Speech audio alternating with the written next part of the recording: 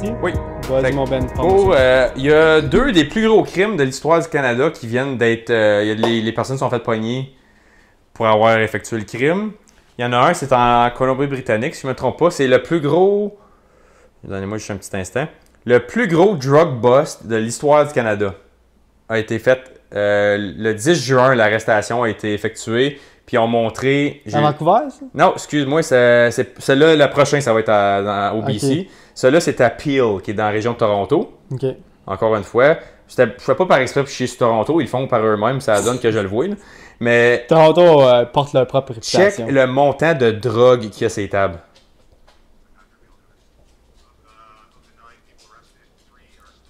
Holy shit. C'est retardé, là. C'est... je me souviens pas où c'est que j'ai vu cette information-là, mais ça a l'air qu'il y avait... du stock, là. Y a-tu le nombre écrit dessus? C'est ça, j'essaie de... Attends, je vais juste... je vais couper ça, je vais faire ma petite recherche, là. 480 kilos de cocaïne. Ça, les amis, là, c'est 1000 livres. C'est des millions de dollars, là. Des Oh, millions et des millions et des millions. 50 millions de cocaïne. Ridicule. Holy fuck. Holy shit. Peut-être connecté avec un ancien snowboarder olympique de Team Canada. Pas plus d'informations là-dessus. White? C'est lui? Non, c'est un Américain, ça. Ah, ok. Non, pas... c'est quoi son nom? Pas Sean White? Sean White? Ouais. Non, c'est pas lui. Je pensais qu'il était canadien. Fait que... T'as une minute. So, un des gars qui faisait la route, qui planifiait, lui, c'était comme un des masterminds de l'opération. C'est un des FBI Top 10 Most Wanted en ce moment. Son dernier nom, c'est Wedding, comme mariage. Il s'est fait pogner. So, c'est un shipping de la Colombie qui passait par le Mexique, par les États-Unis pour arriver au Canada. Ça, c'est qu'est-ce qu'ils savent jusqu'à date. Puis ils se sont fait pogner au Canada, à Toronto. Ah, c'est Wedding, le snowboarder. Oui, c'est lui. Wedding, il a compétitionné aux Olympiques de 2002 à Salt Lake City, au Utah. Il représentait... Ah, c'est un Mexicain, c'est même pas un... Ah non, un Canadien. Pour le Canada, aux Olympiques de 2002, il vivait au Mexique. Puis là, il y a 16 hommes qui ont été chargés dans un crime fédéral aux États-Unis par rapport à cette gang-là l'année passée. Fait que ça, c'est récent. Fait que là, ils se sont fait pogner aux States l'année passée. Là, ils viennent de se faire pogner au Canada. Puis... 50 millions de dollars. Là. Ça a l'air que par personne, c'était des shipments de 220 000 chaque. Puis là, il y a une gang de... ils ont mis leurs photos. C'est des hommes qui migrent de l'Inde.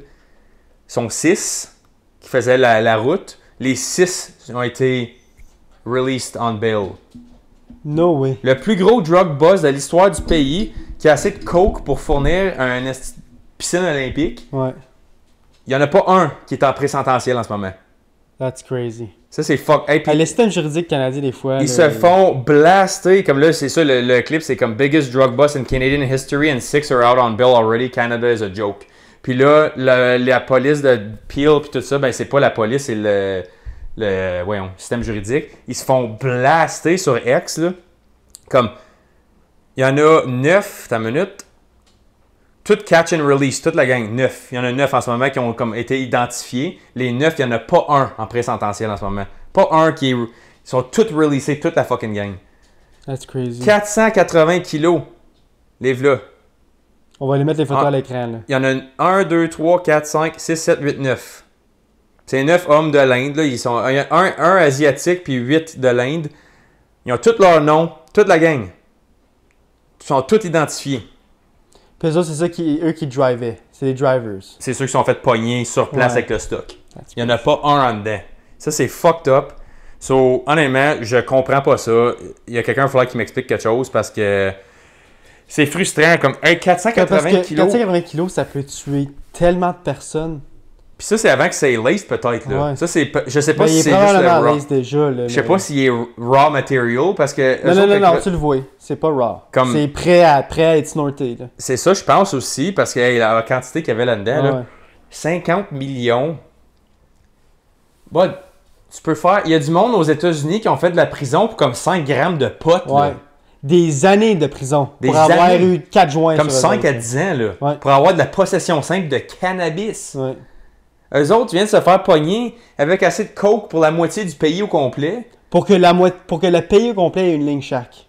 Oui, 50 millions de dollars en coke comme valeur marchande, tabarnak. C'était combien de kilos? 480. C'est comme 1000 livres. Man, c'est comme 1000 livres, là. Je comprends même pas comment que le monde, ils peuvent vendre ça, tellement qu'il y en a. Parce qu'on va dire, là, on prend la population normale. Okay, on est combien de millions? 30, on est rendu à 40, là. 40 millions?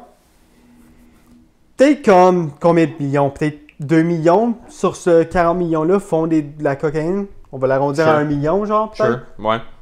C'est combien de pourcentage, tu penses? C'est quoi? 2% de la population? Pourcentage de la population qui fait de la coke? 2%? Moi, je dirais entre 2 et 5, ouais. En 2 et 5, c'est ça. Fait qu'on va dire que tu mets 1 million de personnes qui font de la coke. Ça veut dire qu'il y a 400... Combien? 455? 455? 480. 480 kilos de drogue pour 1 million de personnes. C'est ridicule, là. Mm-hmm. Ça veut dire que chaque personne... Ça en est pour des années de coke, là. En 2017, il y avait à peu près 2% des Canadiens qui faisaient de la coke. Puis ça dit « Number most likely has risen since ». Mais probablement que ça allait à d'autres pays aussi, là, le 480. Non, parce que la destination finale, la map a fait de Mexique jusqu'au Canada. Ouais, mais peut-être que c'était pour aller dans des shipments pour aller dans d'autres pays. Parce que je comprends pas comment... Comme tu comprends, je veux dire? Comme s'il y a juste 1 million de personnes qui font de la cocaïne, ça veut dire que c'est... combien? Comme 480 divisé par 1 million. Comme c'est combien? Ben, un 8 ball, je pense, c'est une coupe de grammes. Puis un 8 ball, ça coûte comme 150$, là. Ah, j'en ai réduit. Je peux même pas faire le calcul dans ma tête. Là, c'est ridicule le nombre. Ça serait bien trop de cocaïne pour une personne, genre. C'est parce que ça l'affaire, c'est que ça va faire ça, c'est quelque part, ça part de Toronto, qui est le headquarter, puis ça fait le pays au complet, là, à travers des semaines, là. Écoute, il y a personne qui se promène avec 1% de ça sur lui. Puis sais-tu comment ils sont fait pogner? Non, j'ai pas l'histoire encore. Tu savais ou ils sont fait pogner à Border? Non, c'est pas à Border, c'est à Toronto. À Peel, fait que, ouais. À Peel, c'est une Border? Y a-t-il une Border à Peel? Je pense pas. Je pense pas, non. Je vais checker sa map vite fait, là, mais je pense pas que c'est bon. Je pense que c'est plus au nord, ça. Peel. Parce que on va dire que tu es à Toronto. Je sais que Toronto est vraiment proche de Chicago. Sais-tu, mais c'est Saga, il est sur le bord de l'eau, Toronto aussi. Peel, il est pas mal collé là. C'est ça. Probablement qu'ils sont fait pogner proche de là. Comme au border. Parce que t'as Sainte-Catherine, Hamilton, Oakville, Toronto, puis là t'as Brampton. Mais c'est Saga, il est ici. Peel, il est comme dans ce coin ici, là. Ok, non, tu vois, c'est pas à border. Mais comme ça a passé là. Ouais, that's crazy. Anyways, moi je trouve que c'est du n'importe quoi. Fait que ça a passé dans le coin de Buffalo, Niagara Falls. Excuse-moi, comme la marijuana, ça passe. L'alcool, ça passe. Tu traverses trop d'alcool. Comme tu fais des deals d'alcool entre borders. C'est comme, ok, tu peux release on bail, de la petite pot. Qu'est-ce qui est légal? Release on bail. Mais une drogue dure qui est illégale au Canada puis tu te fais relâcher, je ne comprends pas. Pour 50 millions? Pour 50 millions de dollars, je ne comprends pas. Fait que, puis là, le deuxième, encore au système juridique qui fait... ce juge-là, en ce moment, il y a du monde qui se font censurer sur X puis Twitter, X puis Instagram, tout ça, parce que le juge s'est fait mis publiquement comme un esti de marde. Puis honnêtement, je comprends pourquoi. Mais il se fait traîner dans la boîte? Puis avec raison. Okay. Fait que ça, c'est au... j'ai pas la ville, c'est en Colombie-Britannique. Il y a un gars qui s'est fait pogner avec une collection de child porn, puis il distribuait ça. Fait que c'est fait pogner. Puis le juge, sa phrase qu'il a utilisée, c'est « released, no jail time ». Il n'a pas fait de prison, premièrement. Puis de deux, il s'est fait dire c'est parce qu'il y a juste un « relatively modest child porn collection ». Puis là, il y a un ancien détective du Sex Crime Unit d'une police au Canada. Il n'a pas dit dans quel il travaillait. Je vais lire en anglais, excusez-moi. Il dit « As a former sex crime detective who has seen the absolute worst of humanity, images and videos involving the abuse of children, including infants, I can say this with certainty. There is no such thing as a relatively modest child porn collection. That phrase is as offensive as it is dangerous. This decision is a grotesque display of how twisted our priorities have become when it comes to protecting our most vulnerable. It isn't just a failure of justice, it's utter insanity in my opinion. Moi aussi. So, Là, il a continué. Une image sur ton laptop, ça veut dire que c'est pas la première image que tu as vue. Genre. Non, puis l'affaire. Mettons qu'il y en aurait eu un. Premièrement, c'est pas une collection. Un, tu dis, peut-être que le gars ou la fille avait 16, puis il est sur un site d'adultes. Puis comment d'enfants de 16-17 ans qui sont sur, mettons, Pornhub ou ces sites-là, qui passent pour 18? Il y en a probablement des milliers, puis on ne sait pas. Là, Star, tu sais, j'avais déjà fait un podcast quand j'avais écouté un documentaire sur comment ils font leur preuve d'identité, puis tout ça, on avait parlé un peu la dernière fois, là, ça fait comme peut-être 6 mois, on a parlé de ça. Puis tu sais, c'était déjà un peu sketch. Fait que ça, mettons, t'écoutes un vidéo, puis tu le sauvegardes, tu la trouves cute, tu le trouves cute, c'est un gars ou une fille, whatever. Puis finalement, il y avait 17 ou 16, puis tu le savais pas. Ça peut passer. Une fois. Une collection, tu le sais que c'est des jeunes. Tu le sais, là. C'est intentionnel, c'est targeté. Puis tu as fait de la distribution, excuse-moi, tu mérites de faire de la prison. Child porn, c'est une des affaires plus dégueulasses qu'il n'y a pas. Comme, c'est de l'abus total, c'est illégal dans tous les sens du terme. Puis la regarder, comme moi j'en ai vu beaucoup de possessions de child porn sur des casiers judiciaires. Ils sont quand même assez hard sur eux autres d'habitude. Là. Comme, puis ils n'ont pas besoin d'avoir. C'est l'une des affaires les plus grotesques que tu peux faire, les plus croches. Puis tu viens de montrer à tout le monde comment twisted que t'es. Mais le juge, il va avoir des conséquences à ce qu'il dit. Là, le juge, je ne mettrai pas sa photo parce qu'il a été censuré. Fait que, puis, tant et aussi longtemps qu'il n'y a pas un case contre lui, je ne vais pas commencer à talker shit. Là. Mais ce gars-là, ça a l'air qu'ils ont commencé à faire des recherches sur lui. C'est pas la première fois qu'il se fait pogner à donner aucun temps ou aucune punition à des affaires de child porn. Ça a l'air que c'est très commun. Habituellement, ils ont fait des statistiques, ça a l'air qu'il y a comme 20% du monde qui se font accuser d'avoir du child porn. Il y a souvent des affaires comme « je savais pas » ou whatever, l'histoire que j'ai dit au début. Ça arrive. Fait que là, ils font comme « OK, ben tu vas avoir une amende » puis comme ils vont te mettre sur peut-être le sex registry ou quelque chose. Est-ce qu'il a été mis sur le sex registry, le gars? On ne sait pas. Ça n'a pas été... C'est certain, mais je pense que si tu te fais pogner une fois avec quelque chose comme ça, c'est certain. Mais c'est parce que techniquement, si t'es pas coupable, je sais pas comment ils peuvent... coupable, il n'a juste pas eu de temps, non? Je sais pas. Mais il n'y a pas tous les détails de la sentence encore, il n'y a juste pas de prison. Puis avec la collection qu'il y avait, il aurait dû faire comme assez de prison. Puis il n'a pas donné d'informations, il n'a pas raté personne. So... Ok, ouais, je peux comprendre, peut-être on va dire que tu rates un provider. Un provider ou un ring de child porn. Comme peut-être que tu vas te faire, ok, vu que tu nous as aidé à comme, détruire un ring au complet, on va pas te donner de jail time. Mais s'il n'y a rien donné, je comprends pas. À ce qu'on sache, il n'a pas fuck all donné. Puis là, le juge, c'est ça, il est en train de se faire checker. Parce que ça a l'air, c'est vraiment pas la première fois qu'il fait ça. C'est juste que ça a l'air, sa collection à lui était vraiment trop sketch. Puis le monde, ils ont fait comme ding ding ding. Et que t'avais bien trop de collections. Il faudrait savoir combien de gigs, mettons, qu'il y avait. C'est ça. Je vais essayer de le checker vite fait. Fait qu'il y a juste du community service à faire. Premièrement. Son nom, c'est Mark Keenan. Puis il a plaidé coupable. C'est à Kelowna, Provincial Court. Il a 54 ans. House arrest pour 18 mois. 6 p.m. curfew pour le reste après. Mais ils disent pas le nombre qu'il y avait. C'est ça, j'essaie de checker en ce moment. Parce que, comme tu as dit, comme il y a une différence entre 3-4 photos puis comme 400 gigs de vidéos, you know? Pis ça a l'air que la police est en tabarnak comme ça. Obviously, c'est ça. Ils ont tous mis un case contre lui puis prêt à l'encours puis le juge il dit non, finalement, comme pas de prison, comme t'es relâché.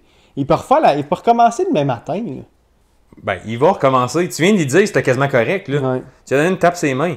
Fait que là, ça date du 10 juin.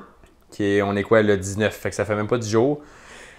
J'espère que je n'entends pas une histoire de même. Des affaires d'enfants, moi, ça me... Ouais, ça pue au nez. Là, tu as fait ton true crime sur un enfant cette semaine. Ça a bien fini pour la petite. Elle est en vie, elle est en santé, il n'y a rien qui est arrivé. Tant mieux. Mais l'affaire, c'est qu'il y a des victimes, ceux qui se font filmer...